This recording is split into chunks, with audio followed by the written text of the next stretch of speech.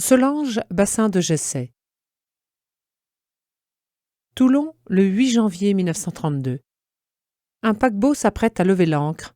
Sur le pont, monsieur et madame Bassin de Jessé, le cœur serré, embrassent une dernière fois leur fille Solange, âgée de 26 ans. Ils ne se verront plus. Répondant à l'appel de Jésus, elle quitte tout pour rejoindre une congrégation des sœurs indigènes en Papouasie-Nouvelle-Guinée. Yves et Élisabeth Bassin de Jessé habitent le Montmarin, une belle propriété près de Saint-Malo. Après 2 ans de mariage, ils n'ont toujours pas d'enfant. Un matin, Yves, sac au dos, bâton à la main, part en pèlerinage à Sainte-Anne-d'Auray. Quelques mois après, le bébé tant attendu s'annonce, un garçon, que suivront 6 filles. Solange, la 4e, voit le jour le jeudi saint 12 avril 1906. La famille réside une partie de l'année à Paris, mais la Grande Guerre vient bouleverser sa vie. Comme père de 7 enfants, Yves est de soi dégagé des obligations militaires. Cependant, il s'engage de son plein gré pour obéir au sentiment du devoir. Il reviendra grâce à Dieu indemne. Pendant la guerre, Élisabeth assume seule la lourde charge de l'éducation des enfants. Elle applique à sa manière le conseil de saint Paul. « Efforcez-vous de vaincre le mal par le bien, et préfère agir plutôt par la récompense que par la punition. » Quelques années plus tard, Solange notera ces phrases révélatrices. « L'éducation, c'est ce que l'enfant respire dans l'atmosphère où il est placé. Le langage involontaire, inconscient de ses parents et de l'entourage, et non pas leurs conseils officiels ni leurs leçons régulières. Les paroles que les grandes personnes disent devant eux sans y prendre garde. C'est par ces expressions involontaires que la pensée intime des parents se fait connaître à l'enfant. Voilà ce qu'est l'éducation. Mon seul appui. Au cours de sa scolarité, Solange arrive souvent en tête de classe.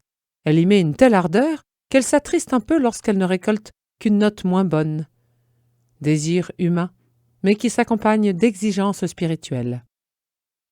La retraite qu'elle suit chaque année est l'occasion du bilan des mois écoulés, des résolutions pour l'avenir. Je veux sortir de ces jours l'âme purifiée, ardente à faire le bien, aimant à me mortifier, aimant Dieu comme mon seul appui. 25 mars 1919. Sans jamais se presser, on pourrait la croire nonchalante, car elle est fantaisiste, distraite, parfois inexacte. Elle trouve le temps de s'adonner à la musique, piano, chant, puis le violon qui bientôt la passionne. À la maison, ses aînés la respectent. Les plus jeunes l'admirent. On lui demande même d'arbitrer de légers différends familiaux. Une discussion s'élève-t-elle entre les aînés et leurs parents à propos des libertés à conquérir? Solange écoute en silence, attristée si le ton s'élève un peu. Quelques heures plus tard, sa sœur trouvera dans sa chambre un billet avec une mise au point si discrète et si opportune que l'aînée estime tout naturel de s'incliner devant le jugement de sa cadette. Pendant l'été, Solange apprécie le cadre enchanteur de Montmarin, où elle aime se dépenser après de longs mois d'études.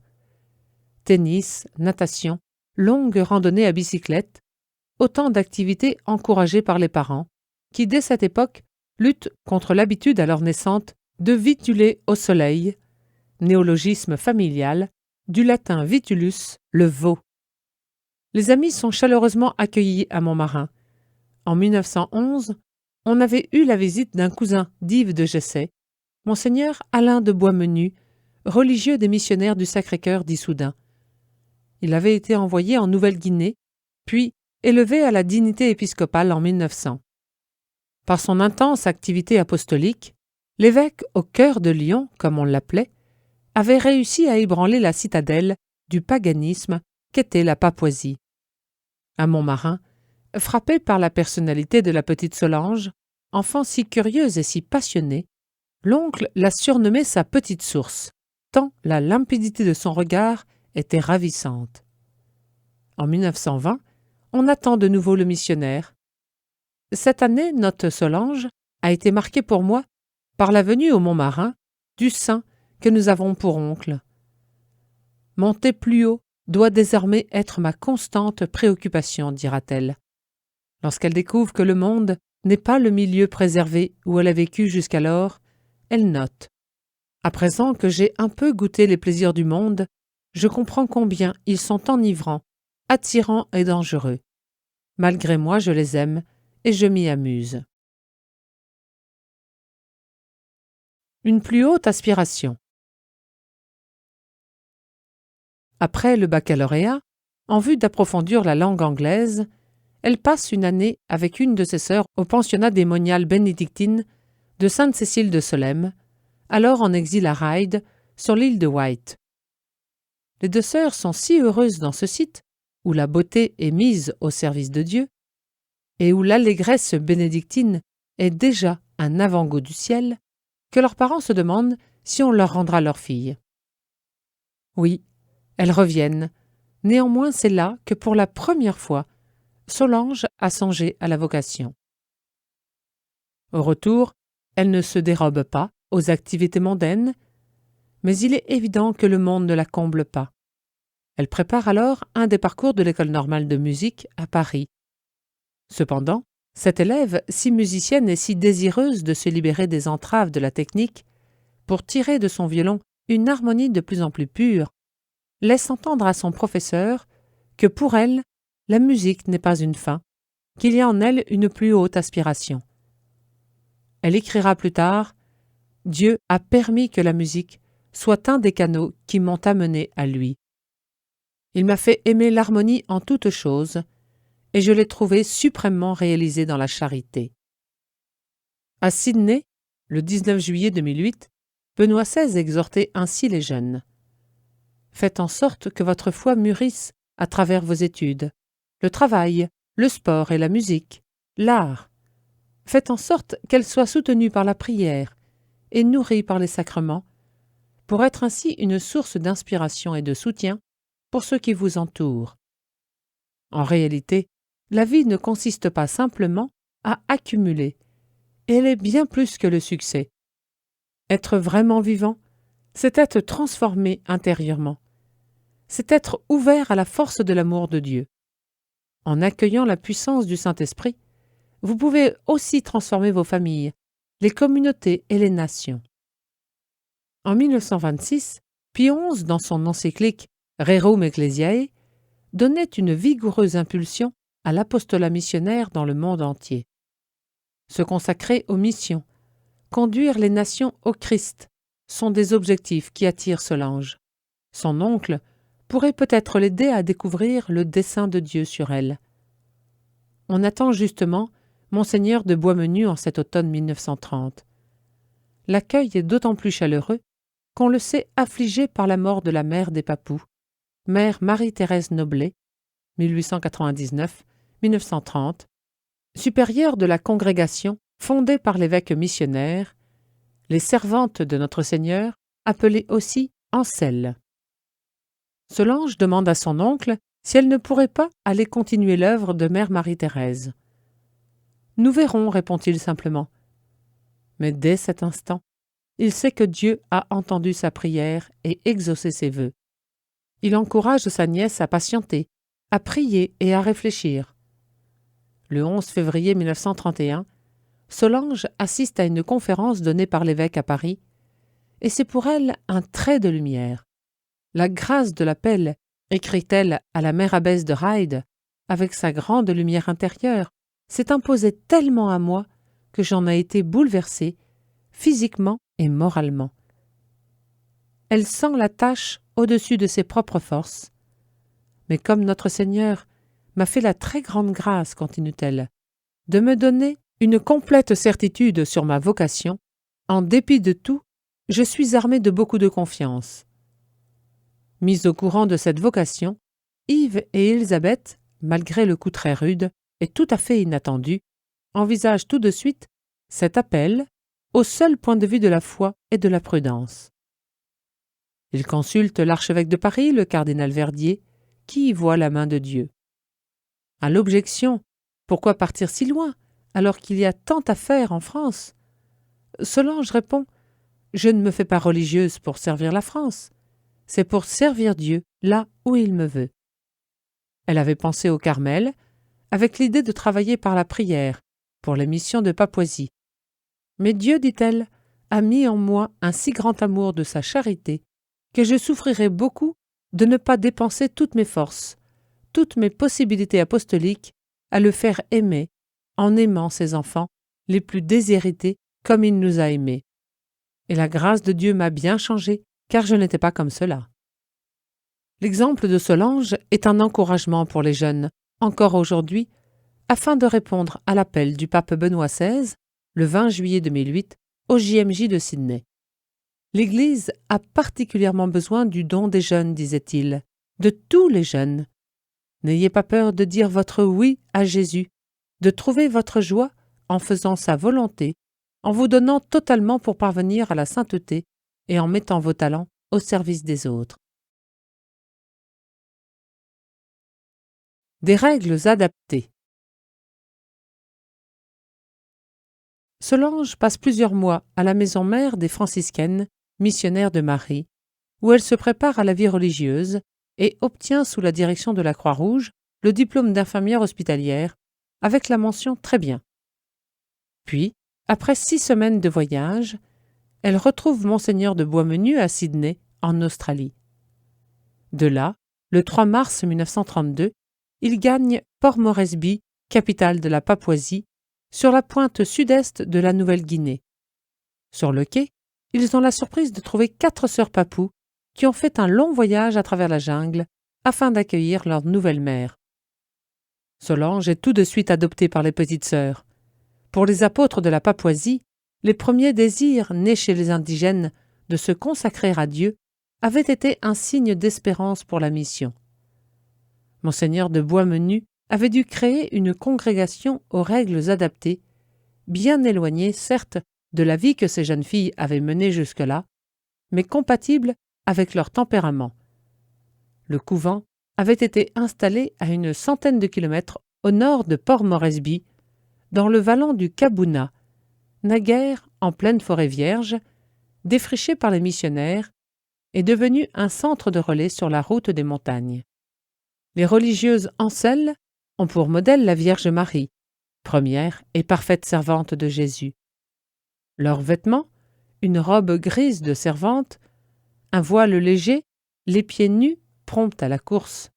Soyez toujours gracieuses, d'allure et de visage, leur recommande l'évêque, servant aimablement celui qu'en tout vous entendez servir, le divin maître, de la douceur et de la dilection.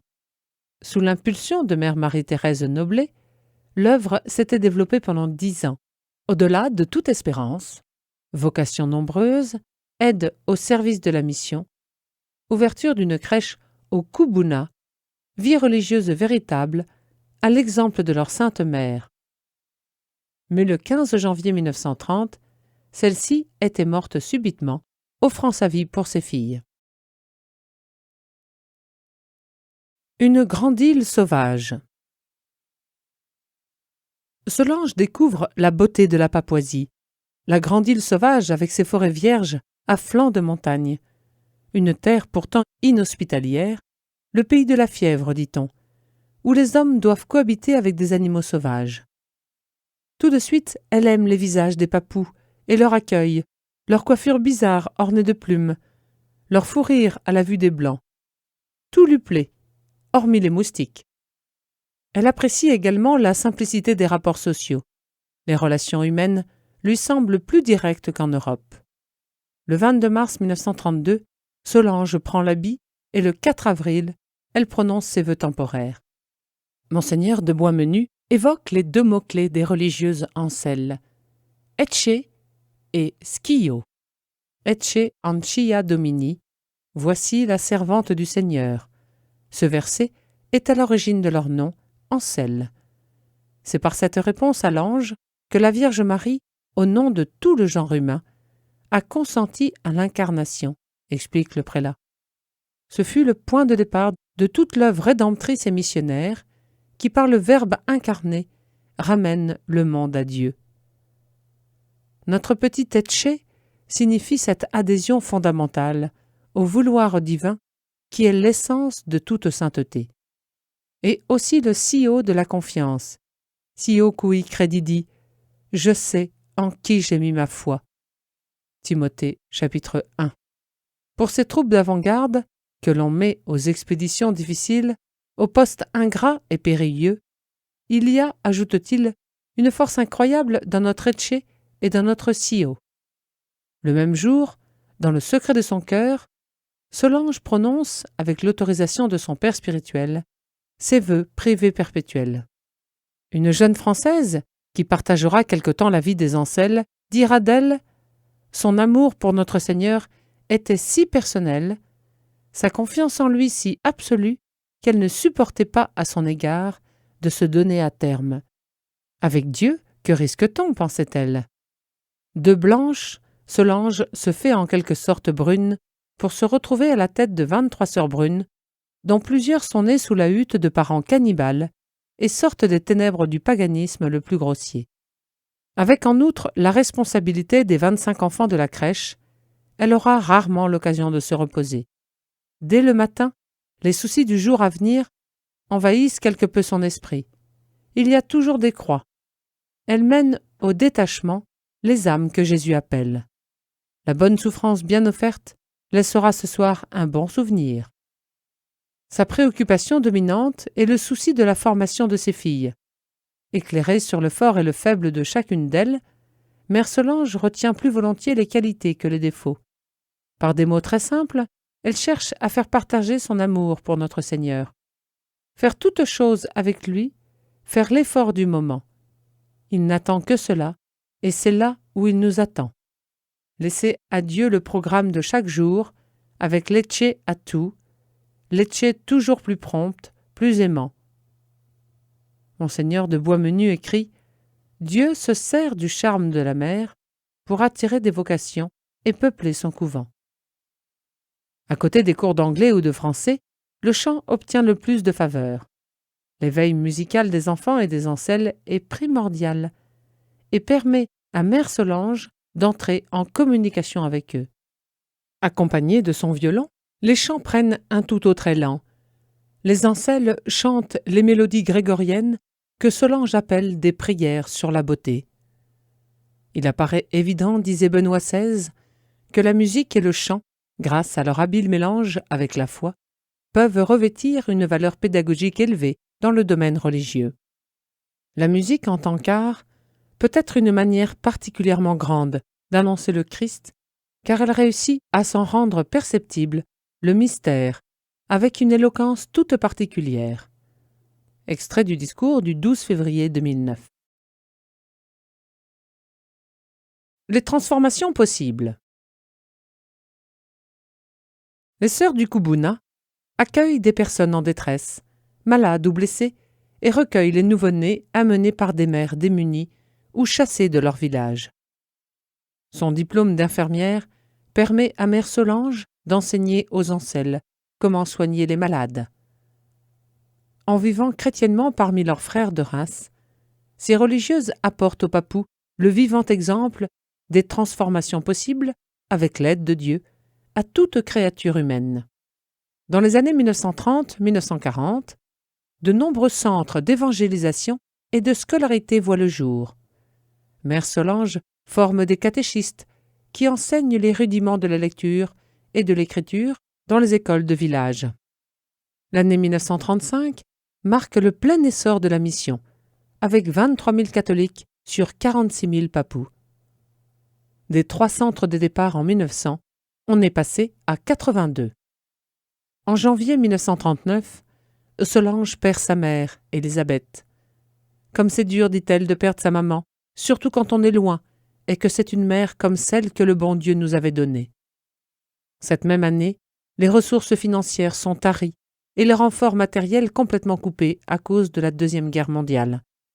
À propos des inquiétudes suscitées par la guerre, Mère Solange écrit « Oui, ici la vie est rude, mais nous n'avons pas ces angoisses, et il est plus réconfortant de voir ceux qui étaient des sauvages s'humaniser à la lumière de la grâce que de voir ceux qui étaient civilisés retourner à un état pire que la barbarie, malgré tout le confort et les aises de la vie moderne. Le progrès sans Dieu, quelle présomption! Et comme Dieu fait retomber bas les orgueilleux qui croient pouvoir faire le monde meilleur sans lui. Le 20 juillet 2008, au JMJ de Sydney, Benoît XVI remarquait « Dans nombre de nos sociétés, à côté de la prospérité matérielle, le désert spirituel s'étend. Un vide intérieur, une crainte indéfinissable, un sentiment caché de désespoir.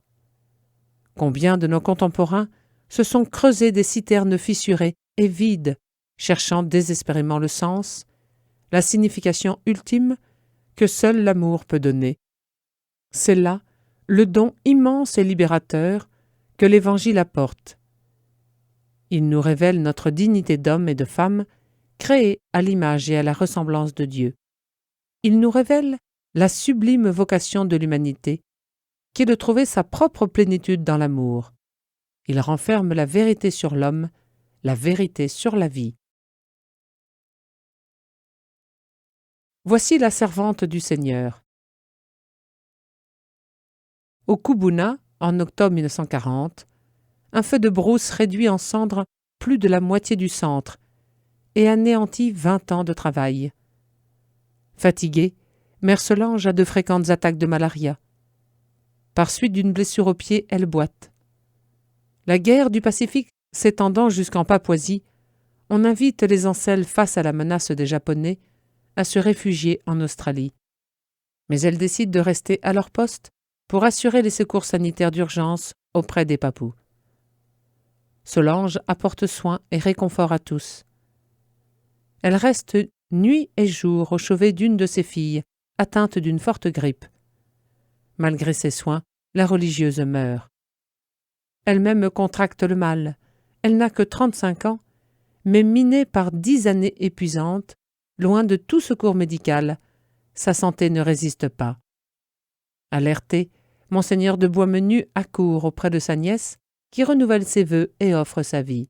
« Pour mes petites, pour mon père évêque, dit-elle, pour la mission, ma famille, ma patrie, pour le règne du bon Dieu et pour la paix. » Puis, ce cri du cœur, « Je suis l'enfant de Marie » et ces tout derniers mots, « Je sais en qui j'ai mis ma foi. » Quelques heures après, ce 26 février 1942, Mère Solange s'éteint. Penché sur elle, l'évêque murmure « Ecce ancilla Domini ». Il écrit donc à son cousin « Si tu savais comme je pense au chagrin de ton pauvre cœur de père, je n'ai qu'à sentir le mien pour le comprendre.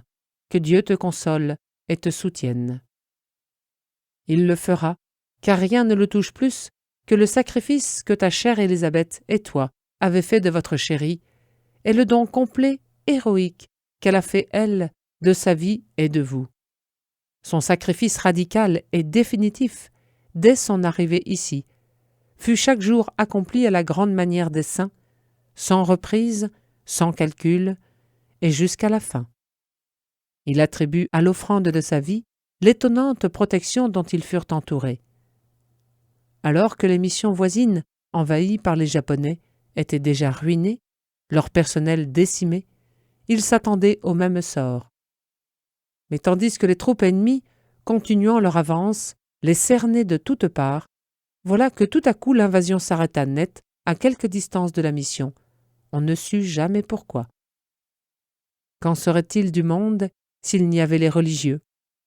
Après avoir cité cette parole de sainte Thérèse d'Avila, dans l'exhortation apostolique Vita Consecrata, le 25 mars 1996, le saint pape Jean-Paul II ajoutait « Au-delà des estimations superficielles, en fonction de l'utilité, la vie consacrée est importante précisément parce qu'elle est surabondance de gratuité et d'amour, et elle l'est d'autant plus que le monde risque d'être étouffé par le tourbillon de l'éphémère. La vie de l'Église et la société elle-même ont besoin de personnes capables de se consacrer totalement à Dieu et aux autres pour l'amour de Dieu. Sans ce signe concret, la charité de l'ensemble de l'Église risquerait de se refroidir. Le paradoxe salvifique de l'Évangile de s'émousser, le sel de la foi de se diluer dans un monde en voie de sécularisation. Pour que la charité de l'Église ne se refroidisse pas nous pouvons demander par l'intercession de Mère Solange la grâce de nous donner gratuitement nous-mêmes à Dieu et au prochain, et de prononcer jour après jour l'Ecce de l'offrande de soi et le Schio de la confiance.